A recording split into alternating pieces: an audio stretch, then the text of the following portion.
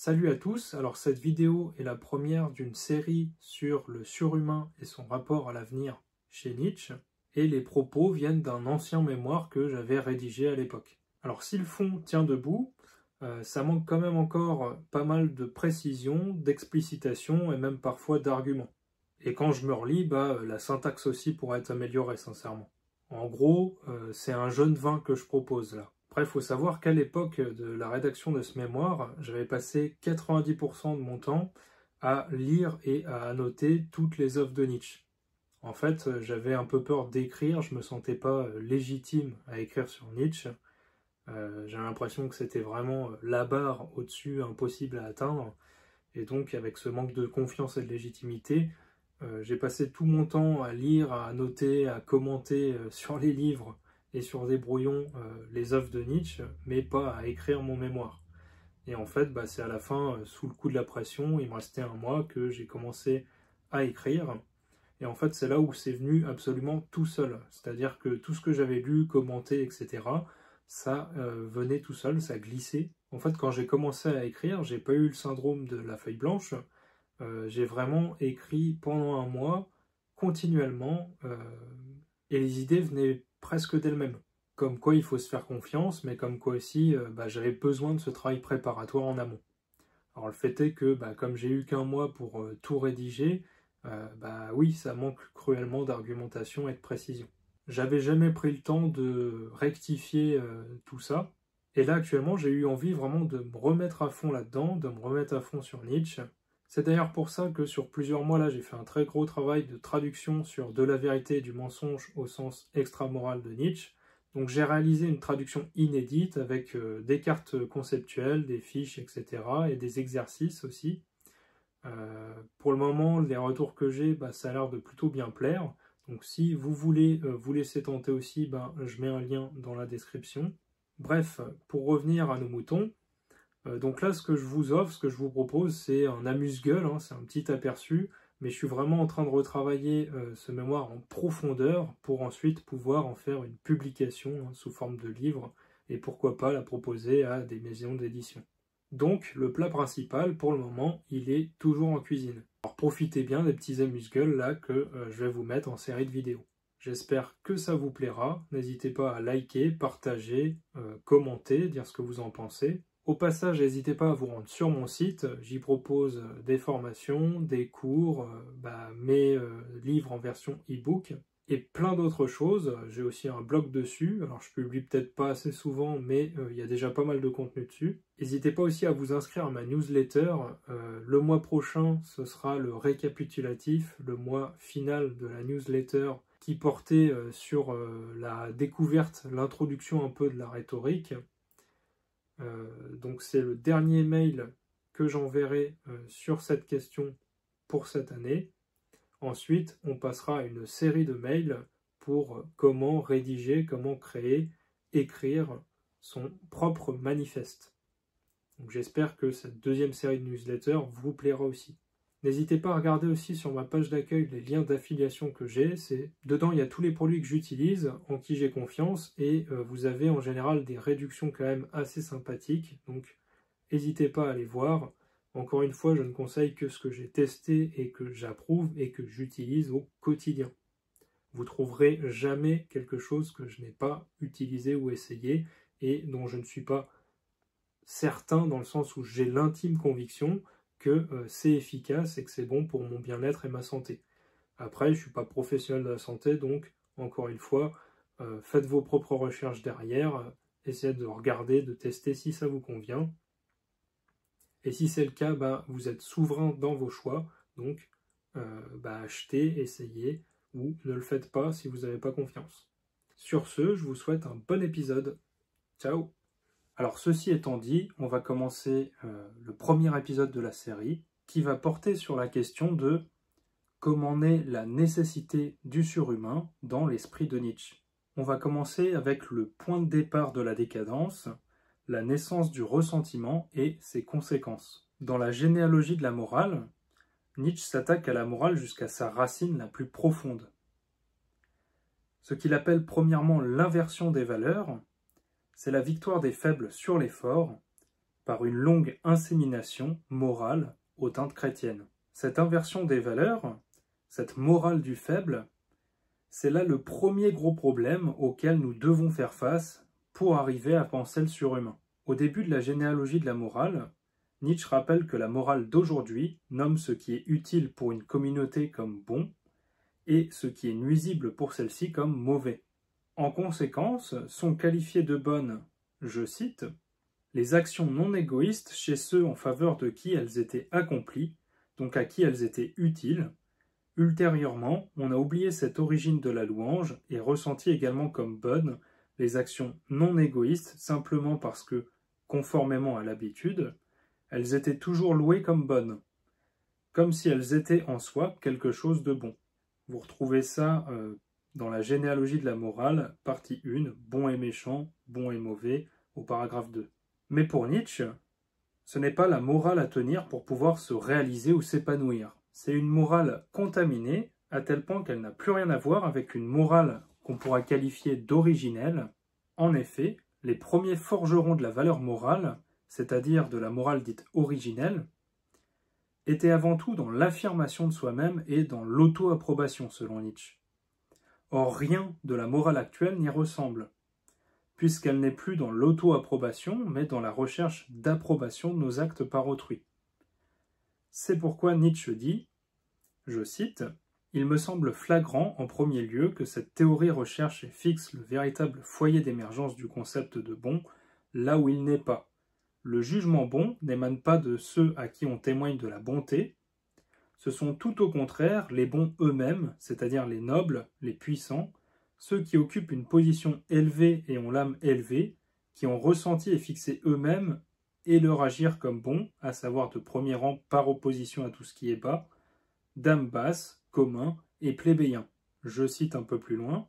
Le point important au sujet de cette origine est le mot « bon » n'est absolument pas lié d'emblée et par nécessité à des actions non égoïstes, comme le veut la superstition de ces généalogistes de la morale. Tout au contraire, c'est seulement à l'occasion d'un déclin des jugements de valeur aristocratiques que toute cette opposition égoïste, non égoïste, s'impose de manière croissante à la conscience humaine. L'inversion des valeurs, chez Nietzsche, c'est le passage de cette approbation de soi-même à une désapprobation d'autrui, qui a pour résultat de définir comme bon ce qui est non égoïste et mauvais ce qui est égoïste. Cela a pour conséquence un décentrement du sujet dans la valeur morale. Celle-ci n'étant alors plus fixée par la personne qui jugeait d'elle-même ce qui était bon ou non, qui était elle-même juge de ses propres actes, est maintenant fixée par autrui, par un groupe de personnes extérieures à soi-même.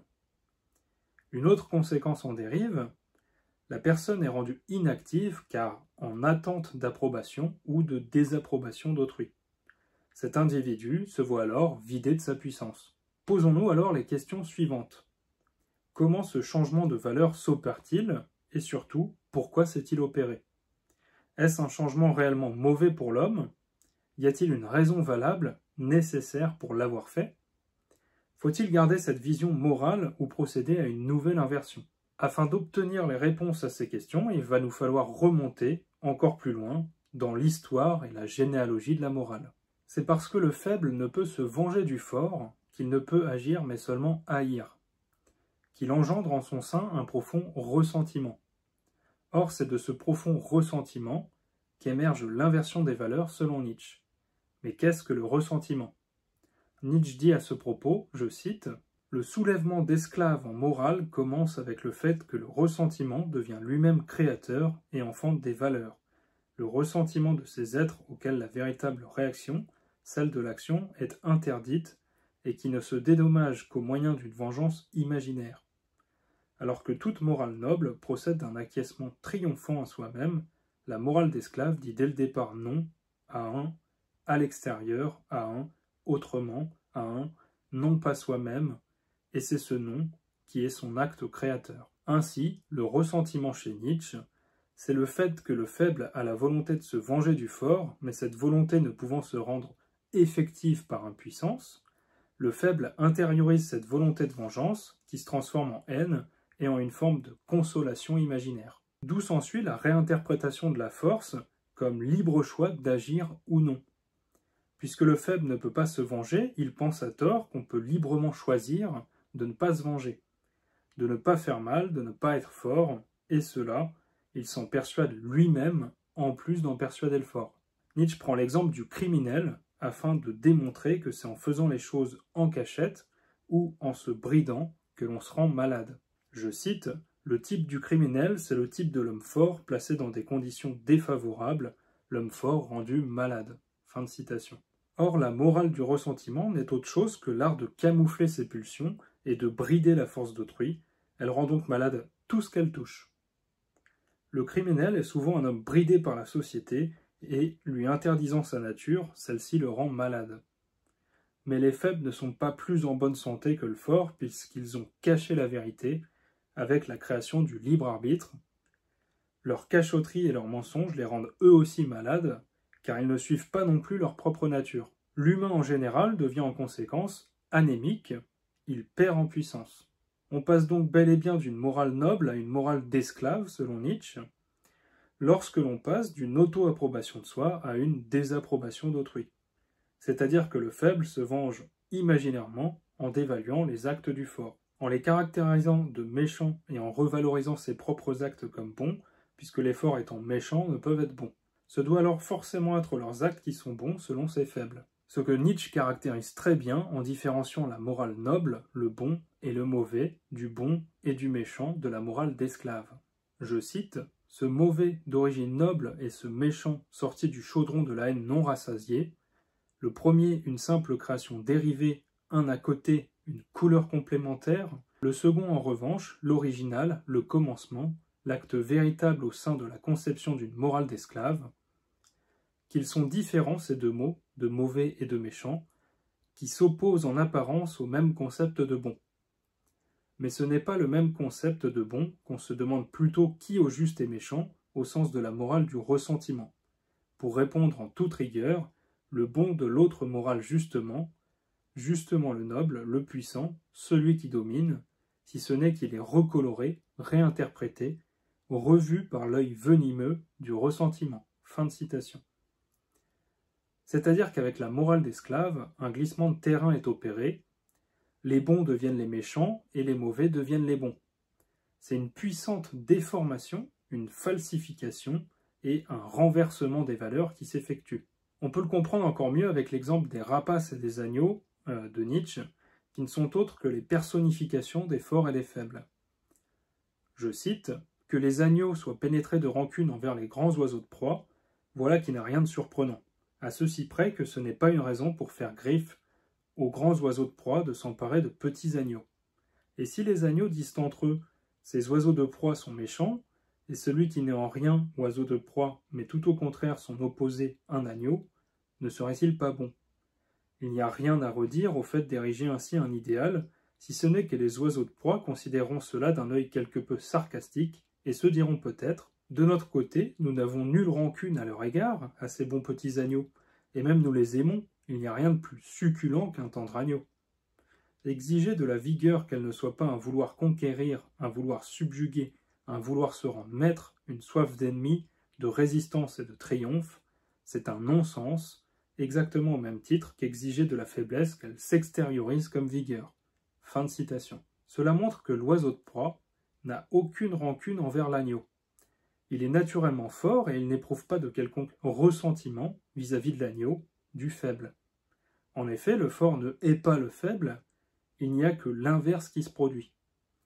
L'agneau utilise un argument d'autorité, on s'en rend bien compte, avec une formulation logique de ce que Nietzsche fait dire aux agneaux. L'oiseau de proie est méchant, je suis l'opposé de l'oiseau de proie, donc je suis bon. Le locuteur s'inscrit dans le raisonnement. De plus, il adhère à l'inférence qu'il avance.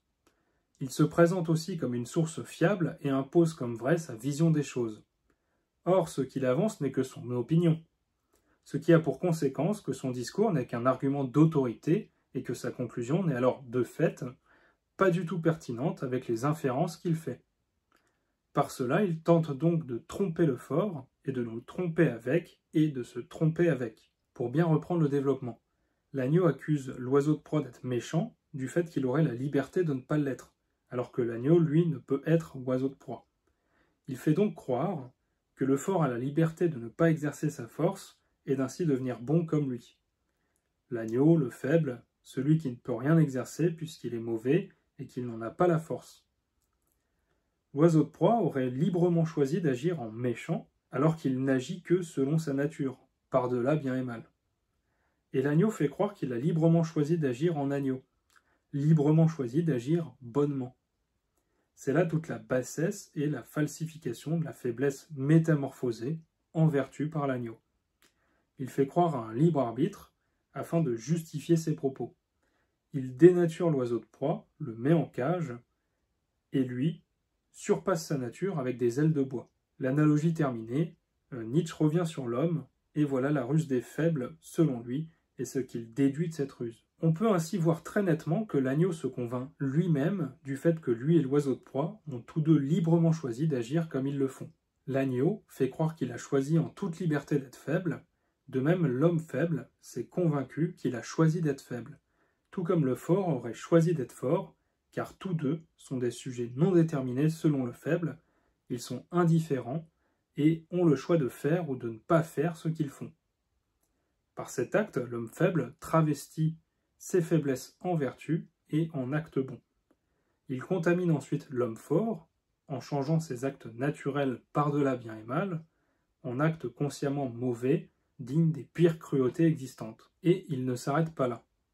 Le faible achève le fort à coups de hache imaginaire en créant un Dieu tout-puissant qui vengera les faibles des forts, plongeant les premiers dans une paix éternelle et les seconds dans un enfer absolu. Ce qui n'est pas sans inciter à la non-violence des forts par peur des représailles d'un possible tout-puissant, car s'il est tout-puissant, il est forcément plus fort qu'un fort. Pour résumer, le glissement de terrain effectué par le faible consiste à se faire croire et à faire croire aux forts de leur libre agir en dépit de leur nature propre et distincte. C'est-à-dire que le faible fait passer les valeurs des forts pour des actes mauvais et pour de la méchanceté volontaire, là où il n'y a pourtant au départ ni bien ni mal, mais simplement la nature. Tandis que le faible fait passer ses actes, ou plutôt ses non-actes, pour le bon et le bien, là où il n'y a en fait qu'impuissance et malhonnête désir de vengeance. Ainsi, le faible ne peut se venger physiquement du fort, il organise alors une vengeance imaginaire contre le fort, ce qu'on peut nommer ressentiment. Sa vengeance imaginaire consiste en la chose suivante. Le faible s'auto-persuade et persuade le fort que le libre arbitre existe. Par cela, le faible effectue un déplacement du bon vers le méchant et du mauvais vers le bon, en falsifiant les valeurs. Il les travestit pour se croire bon et fort et penser le fort méchant, ce qui apporte déjà son lot de culpabilité au fort. Mais ce n'est pas là la seule idée du faible pour se venger. Il surajoute à cela la figure divine de Dieu, qui serait surpuissant, donc plus fort que le fort, additionnant à cela le paradis et l'enfer, et le bon devenu méchant se voit totalement paralysé de toute action naturelle pour lui. Cette morale du ressentiment et la création de ce Dieu et d'un au-delà a pour effet d'empêcher le fort d'être ce qu'il est normalement et amène à déprécier la vie, car de cette morale ressort une négation du corps et de la vie, et au contraire loue l'esprit et la mort.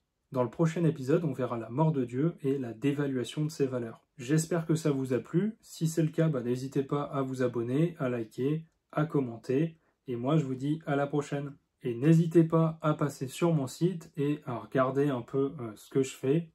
Pour rappel, je travaille sur l'hygiène mentale et l'hygiène physique. Donc, je fais quelques recherches et expériences là-dessus. Le site me sert de laboratoire. Et évidemment, j'y vends certaines choses, notamment des formations, des cours, des e-books, etc.